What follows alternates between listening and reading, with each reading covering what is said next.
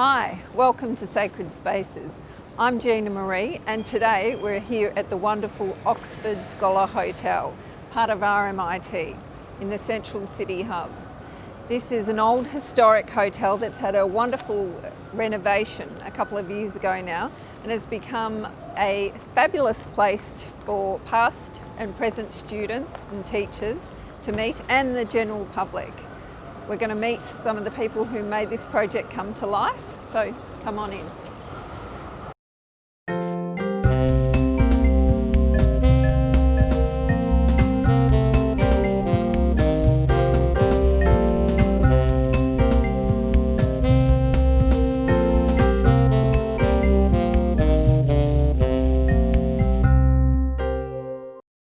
I'm here with Professor Martin Hook. Hi Martin.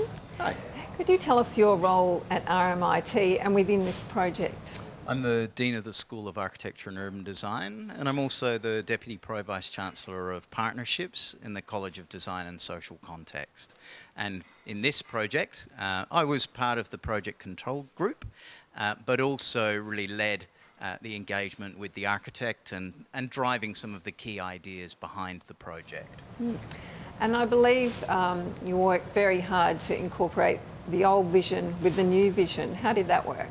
Look, I think it's critical when working with projects such as this that you don't really throw away all of the memories of the space by coming in and doing something new and fabulous, and how you have to very carefully look at the ways in which you work between what was here before, and what was here before was a pub that was very well patronised by students and staff of RMIT, and how that really sets itself in a contemporary thinking about what a space like this might be for the campus in the 21st century. So can you tell me how this project relates to the other projects you've got going on the campus?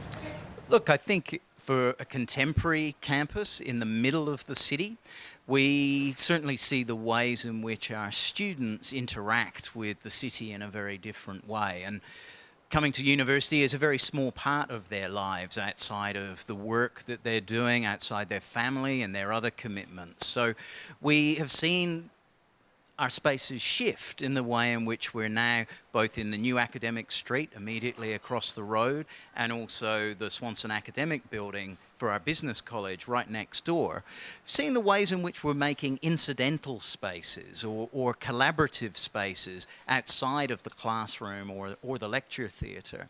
And this is another one of those.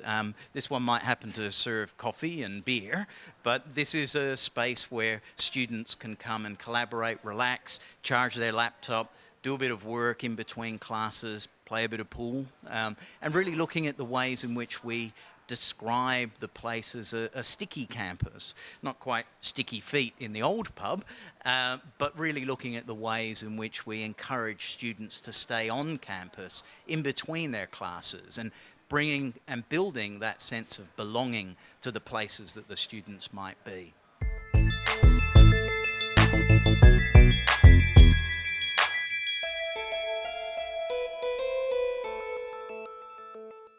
So Martin, this is an interesting space we're in. Can you tell us a bit about it? So this was, in the old iteration of the building, quite a sad courtyard. That was an external space jammed in between the back of the pub and our new-ish 10-year-old SAB, or Swanson Academic Building, which is where all the business people live. And as part of the transformation was really about putting a glass roof over the top of this space and claiming it both as an event space for the student union, but also as a place for students to relax and engage in a sort of outdoor, far more relaxed space. So Martin, tell us about this Guernsey here. It's a story. Well, RMIT is a sponsor of the Melbourne Renegades, who recently won the Big Bash League. And this really talks about the core intention of this space. We thought about this really as the sport bar within the pub. and understanding how this talks very much to how we'd like the space to be used and the way in which we see it being a place where the student union can celebrate the wins and perhaps the losses, not only of the student teams but also those that RMIT engages with and sponsors, along with Essendon Football Club, who we also have a partnership with. I think these things really talk about the way that the university is reaching out into the community and really understanding that universities have to be contributing into the city and into the state in a very different way.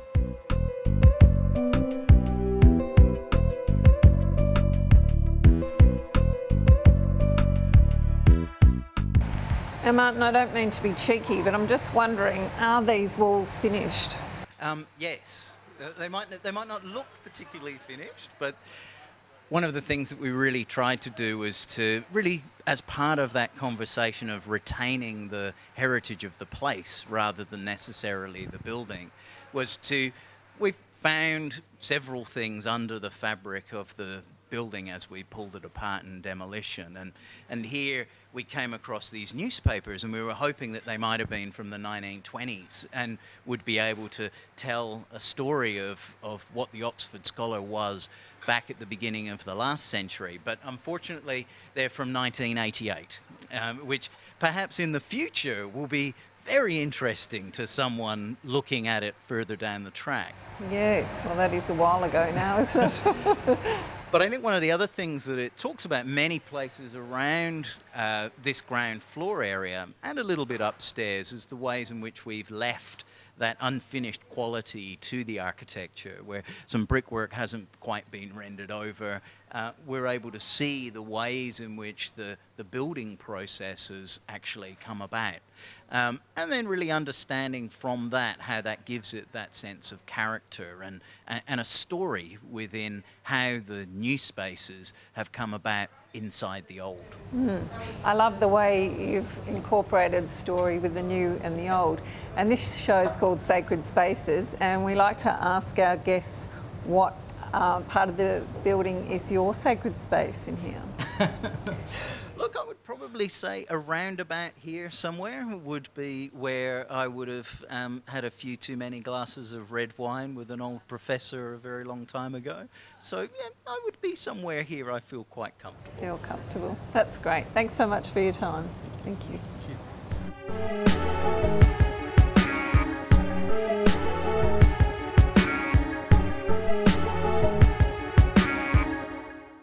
I'm here with Chris Hewison.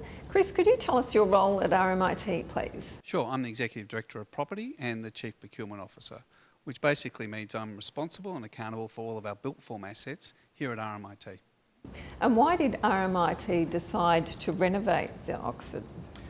RMIT is a dominant property owner in this quarter of the city. We have about 124 buildings over our 3 campuses.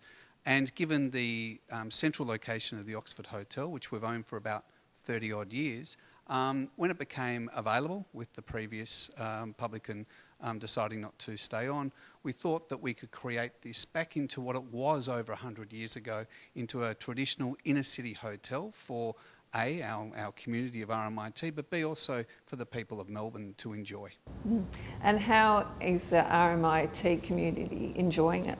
We believe in creating open, collaborative, inclusive spaces for our RMIT alumni, our staff and our students. So as you take your journey through the Oxford Hotel, you'll see people simply working, talking, collaborating. They might not be buying a drink or a coffee or alcohol. They feel very comfortable in just being in the spaces that is owned by RMIT for our community. Larger groups will come in and book for lunches or for dinners. After 11 o'clock they're able to have alcohol.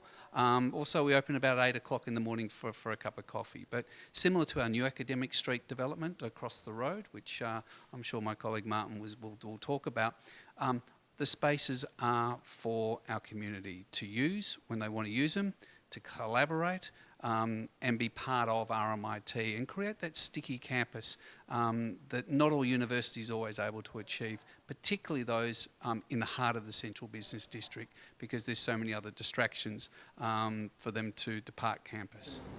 Chris, the show's called Sacred Spaces, and our guests tell us which part of a building's their sacred space. So what would you say yours is in this project? There are so many wonderful spaces in the Oxford Hotel.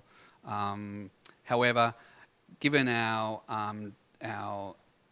theme of inclusiveness and diversity and embracing a space for our community to come and engage, I think what I've been told is to call it is the sports bar, which is towards the back part of the hotel, which used to be a laneway, and I like that because of the raised tier seatings, and the sports teams can come and have their presentation nights or those sorts of things there. So it's really a collaborative space that I think really is what the Oxford's about, is to encouraging our community, our alumni, to come here and collaborate with their colleagues and peers. That's great. Thanks so much for your time, Chris. Thank you.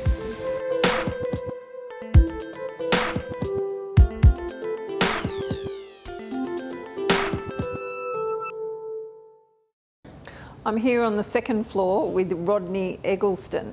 Rodney, can you tell us your role in this project? Sure. I'm from March Studios, so we're the architects for the Oxford Scholar, and we're up here on the second floor at one of the 3 bars in the building.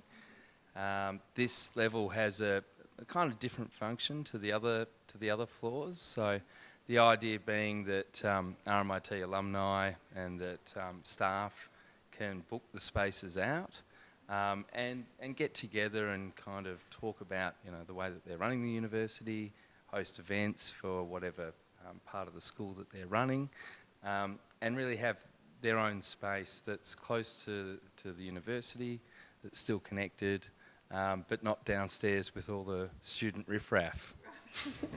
Fair enough. And how many spaces do you actually have up here, function rooms? So on the second level we've got 5 rooms of varying scale, which seat 4 people up to, I think the largest is 16.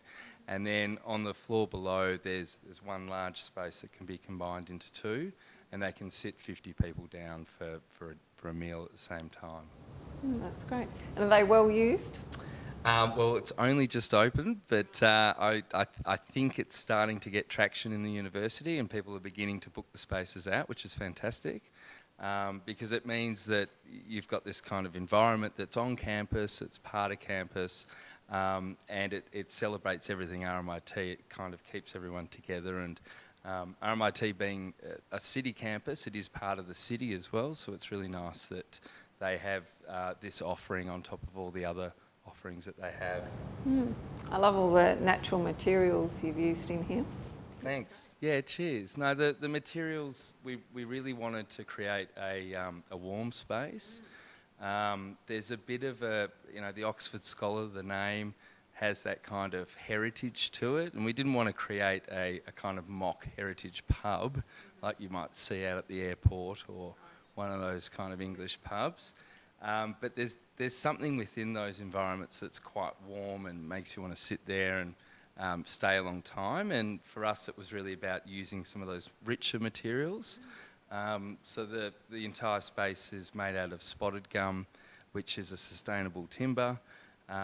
It's a hard-wearing timber, and it's also completely Australian. So sustainability was really something at the forefront of the project.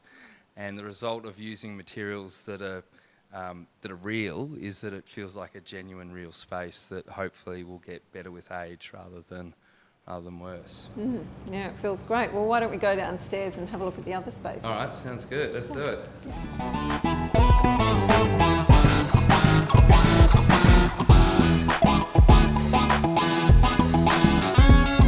So Rodney, we're here on level 1. Can you tell us what goes on here? Sure. So this is the main function floor. So there's a space here where 25 people can sit, and it also then blends into this space here where the two can become one kind of mega function, I guess.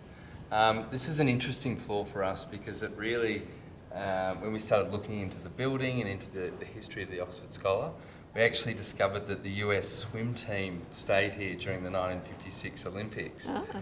So the space has got an amazing amount of history and heritage and stories to it. We really wanted to pull that back and expose the brick and to celebrate that history. Another interesting aside was that it was actually part of the architecture school for RMIT at one stage. So this floor would have had architecture students dotted around, sleeping on the ground, making models. So it's interesting now that it's been returned back to the university, and it's really a place for celebration, discussion, and for having a good time and celebrating everything that is RMIT.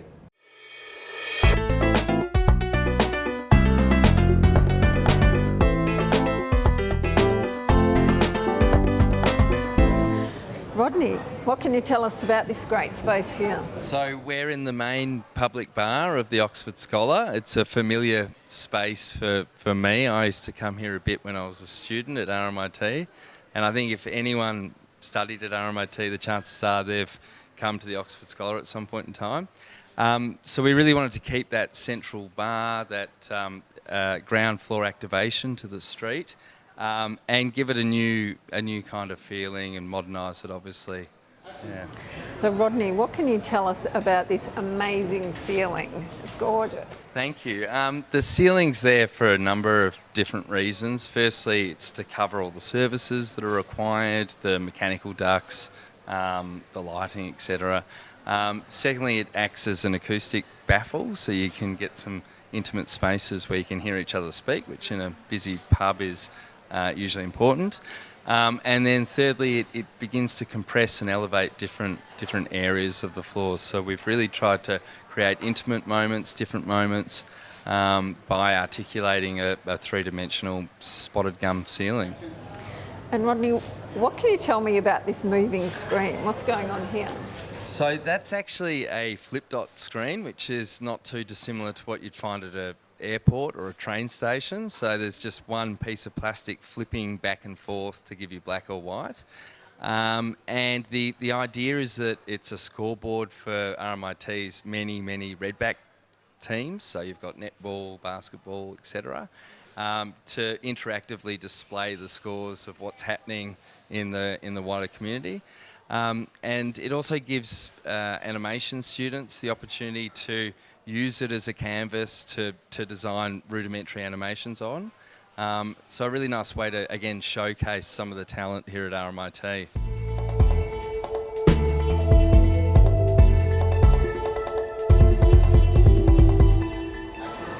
So this space is different. What was the idea behind here?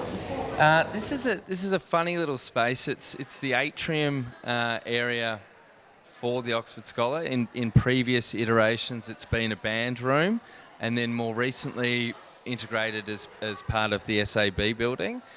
So there's this moment where the SAB and the Oxford Scholar come together, and the way in which we've treated it is to really create a bit of an amphitheatre so that the students can book the space out and have presentations on the screens, and really, create another environment that they can gather at that's not within or doesn't feel like it's within the university.